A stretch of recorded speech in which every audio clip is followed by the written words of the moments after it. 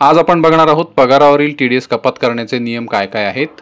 म्हणजे जर तुम्ही नोकरी करत असाल तर तुम्हाला जो दर महिन्याला पगार मिळतो त्यावर एक प्रकारचा आगाऊ कर किंवा ॲडव्हान्स टॅक्स आकारला जातो। त्या कराविषयी आज आपण माहिती घेणार आहोत। तर सुरू करूया आजचा व्हिडिओ। सगळ्यात आधी आपण बघूया टीडीएस म्हणजे नेमकं काय असतं। टीडीएस म्हणजे टॅक्स डिडक्शन ॲट सोर्स। थोडक्यात तुम्हाला जे उत्पन्न मिळतं मग ते उत्पन्न कुठल्याही प्रकारचं असो त्यावर आधी टॅक्स लागू केला जातो आणि मग तुमचं उत्पन्न तुम्हाला दिलं जातं। यालाच टीडीएस किंवा टॅक्स डिडक्शन ॲट सोर्स असं म्हणतात। सामान्यपणे याच्या बरोबर उलट होतं। आपल्याला आधी उत्पन्न मिळतं आणि त्यावरील कर आपण नंतर भरतो। नंतर म्हणजे ते वर्ष संपल्यावर भरतो। मात्र टीडीएस आपल्या उत्पन्नातून आधीच कापून घेतला जातो आणि तो प्राप्तिकर विभागाकडे जमा केला जातो। तेव्हा टीडीएसच्या नियमाप्रमाणे आपल्याला नोकरीतून मिळणाऱ्या पगारावर सुद्धा आधी टीडीएसची रक्कम वजा केली जाते आणि मग उर्वरित पगाराची रक्कम आपल्याला दिली जाते। मात्र कुठल्याही टीडीएसच्या कपातीसाठी काही नियम असतात। हे नियम प्राप्तिकर विभागाकडूनच जारी केले जातात आणि त्यांची अंमलबजावणी करणं ही तुमच्या कंपनीची म्हणजे जिथं तुम्ही काम करता त्या कंपनीची जबाबदारी असते। आणि याच नियमाला अनुसरून जर तुमचं पगाराचं उत्पन्न टीडीएससाठी पात्र ठरत असेल तर टीडीएस कापून घेणं हे संबंधित कंपनीसाठी बंधनकारक असतं। तेव्हा आता बघूया पगारावरील टीडीएस कपातीसाठीचे काही नियम। पहिला नियम आहे, जर तुमचं वार्षिक उत्पन्न करपात्र होत असेल म्हणजे जुन्या करप्रणालीनुसार 5 लाखांपेक्षा जास्त किंवा नवीन करप्रणालीनुसार 7 लाखांपेक्षा जास्त तुमचं उत्पन्न होत असेल तर तुमच्या पगाराच्या रकमेतून टीडीएस कपात केली जाते। मात्र नवीन करप्रणालीनुसार आता आर्थिक वर्ष 2025-26 पासून जर तुमचं उत्पन्न 12 लाख रुपयांपेक्षा जास्त होत असेल तरच टीडीएस कपात करण्यात येणार आहे। मात्र या बाबतीत तुम्ही योग्य करप्रणाली निवडणं आवश्यक आहे, अन्यथा तुमच्या पगाराच्या उत्पन्नावर नवीन करप्रणालीनुसार टीडीएस कपात केली जाईल। कारण नवीन करप्रणाली आता डिफॉल्ट करप्रणाली करण्यात आली आहे।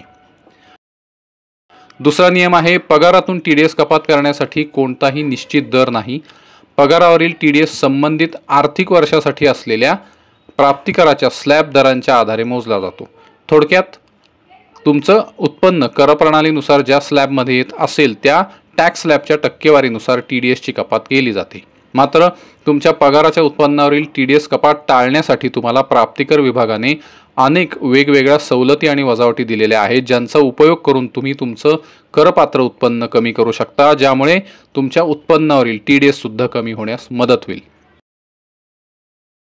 तिसरा नियम आहे, तुम्ही तुमच्या कंपनीला नवीन करप्रणाली निवडण्यासाठी सूचना केली असल्यास नवीन करप्रणालीचे टॅक्स स्लॅब आणि कर कपातीचे नियम वापरून तुमच्या टीडीएसची आकडेमोड केली जाईल। म्हणजे नवीन टॅक्स रेजिम अंतर्गत मिळणाऱ्या सवलती आणि वजावटी गृहीत धरून उत्पन्नावर टीडीएस आकारला जाईल। तसंच जर तुम्ही तुमच्या कंपनीला जुनी करप्रणाली निवडण्यासाठी सूचना केली असेल तर जुन्या करप्रणालीचे टॅक्स स्लॅब आणि कर कपातीचे नियम वापरून तुमच्या टीडीएसची आकडेमोड केली जाईल। म्हणजे जुन्या टॅक्स रेजिम अंतर्गत मिळणाऱ्या सवलती आणि वजावटी गृहीत धरून उरलेल्या उत्पन्नावर टीडीएस आकारला जाईल।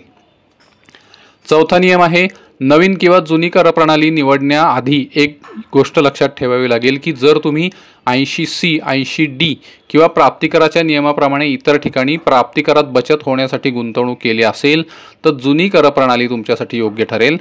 मात्र अशा प्रकारच्या बचत योजनांमध्ये तुम्ही गुंतवणूक केली नसेल तर तुमच्यासाठी नवीन टॅक्स रेजिमची निवड करणं योग्य ठरेल। मात्र मागील वर्षीच्या बजेटपासून नवीन करप्रणालीमध्ये सुद्धा अनेक प्रकारच्या सवलती आणि वजावटी देण्यात आलेल्या आहेत, त्यामुळे तुम्ही नवीन करप्रणाली निवडली तरी सुद्धा तुम्हाला टॅक्समध्ये मोठ्या रकमेची बचत करता येते। नवीन करप्रणालीमध्ये कोणकोणत्या सवलती आणि वजावटी मिळतात याची माहिती देणारा एक व्हिडिओ आम्ही आधीच तयार केला आहे, त्याची लिंक आता आय बटनमध्ये तुम्हाला दिसत असेल। तसंच ही लिंक डिस्क्रिप्शन बॉक्समध्ये सुद्धा दिली आहे, त्यावर क्लिक करून तो तुम्ही व्हिडिओ बघू शकता। पाचवा नियम आहे, पगारावरील टीडीएसची कपात दर महिन्याला केली जाते। कलम 192 नुसार कर्मचाऱ्याचा पगार जर टीडीएससाठी पात्र असेल तर कर्मचाऱ्याला पगार देताना कंपनीकडून पगारावर टीडीएस कापून घेणं बंधनकारक असेल। त्यामुळे कर्मचाऱ्याला दर महिन्याला पगार मिळत असल्याने कंपनीला दर महिन्याला पगारावर टीडीएसची कपात करावी लागेल। आणि जर एखादी कंपनी दर महिन्याला टीडीएस कपात करण्यात अयशस्वी झाली तर ती कंपनी दंड आणि व्याज भरण्यास पात्र असेल।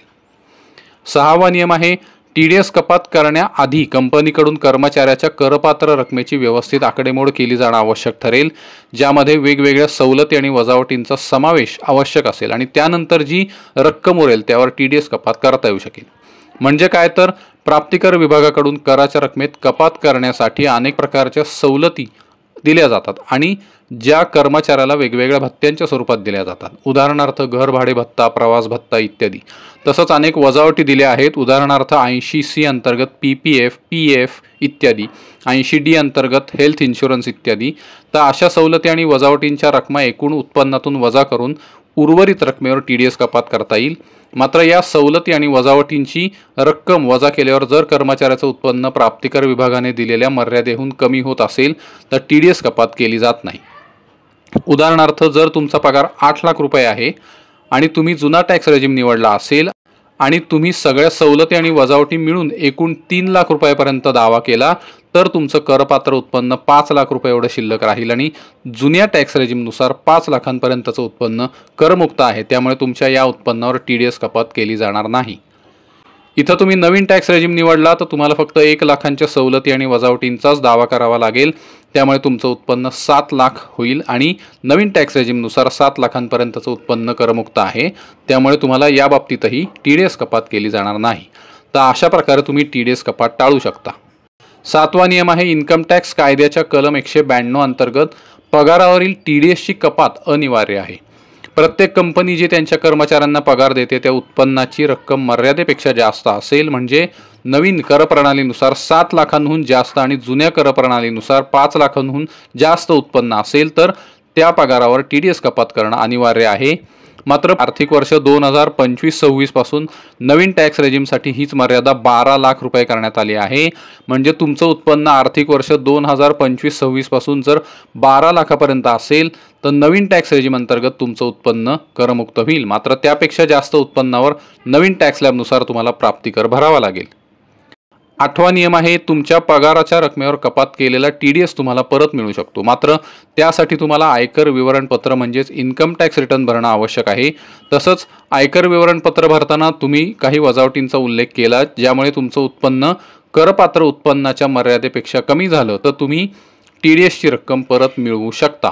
मात्र जर तुम्ही आयकर विवरणपत्र भरलं नाही तर तुम्हाला यापैकी कुठल्याही सवलतीचा किंवा वजावटीचा फायदा मिळणार नाही. त्यामुळे दरवर्षी न विसरता आयकर विवरणपत्र भरत चला आणि प्राप्तिकराच्या रकमेत बचत करा किंवा उत्पन्न करमुक्त करा. तर मंडळी, हे होते पगाराच्या रकमेवर जी TDS कपात केली जाते त्याचे काही नियम. मात्र तुम्ही जर वेगवेगळ्या सवलती आणि वजावटींचा नीट उपयोग केला तर तुमच्या उत्पन्नातून लाखो रुपयांचा कर तुम्ही वाचवू शकता. मात्र त्यासाठी तुम्हाला वर्षाच्या सुरुवातीला या सर्व गोष्टींचा तपशील तुमच्या कंपनीकडे द्यावा लागेल. म्हणजे तुमची कंपनी योग्य प्रकारे तुमच्या उत्पन्नावरील कराची आकडेमोड करेल आणि योग्य TDS कपात करेल. आणि त्यासाठी तुम्हाला 80C अंतर्गत येणाऱ्या योजना, हेल्थ इन्शुरन्स किंवा अशाच अनेक प्रकारच्या योजनांमध्ये गुंतवणूक करावी लागेल. पण इथं एक गोष्ट अजून लक्षात ठेवावी लागेल की 80C, 80D, 80GG, 80TTA अशा कलमांतर्गत मिळणाऱ्या वजावटी फक्त जुन्या करप्रणालीची निवड केल्यास मिळतात. मात्र नवीन करप्रणालीची निवड केल्यास यातील बऱ्याच वजावटी मिळत नाहीत. त्यामुळे करप्रणालीची निवड करताना एक साधी गोष्ट विचारात घ्या की जर तुम्ही प्राप्तिकरात वजावट मिळवून देणाऱ्या वेगवेगळ्या योजनांमध्ये गुंतवणूक केली असेल तर तुम्ही जुनी करप्रणाली निवडणं योग्य ठरेल. आणि जर तुम्ही अशा कुठल्याही योजनांमध्ये गुंतवणूक केली नसेल तर नवीन करप्रणाली निवडू शकता. मात्र आता येत्या काळात नवीन टॅक्स रेजिम निवडणाऱ्यांची संख्या वाढणार आहे, कारण प्राप्तिकर विभागाकडून नवीन टॅक्स रेजिम जास्त सुविधाजनक करण्यात आला आहे. धन्यवाद.